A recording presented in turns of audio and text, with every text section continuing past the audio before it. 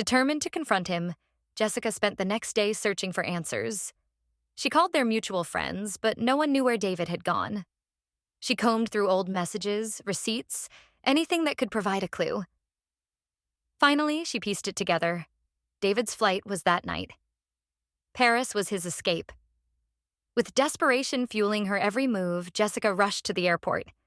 Her hair was wet from the rain, and her clothes clung to her as she ran through the terminal, searching frantically for him.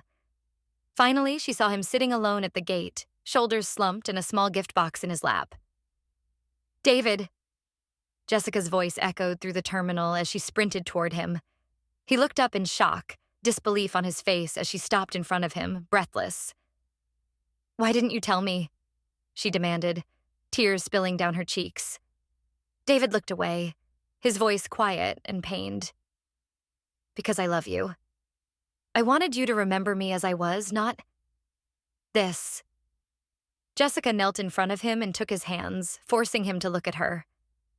"If you think I'm leaving you now, you're crazy," she said firmly, her voice steady despite the tears. David hesitated, then opened the small box in his lap. Inside was a delicate necklace with a tiny ring tied to it. "I was going to ask you before everything fell apart," he whispered, his voice filled with regret. Jessica stared at the ring, her heart breaking all over again. The sound of the final boarding call interrupted the moment, pulling them back to reality. "What do we do now?" David asked, his voice almost a whisper. Jessica wiped her tears and met his gaze with determination. "We fight, together." The terminal around them buzzed with the sounds of travelers and intercom announcements, but for Jessica and David, the world felt still.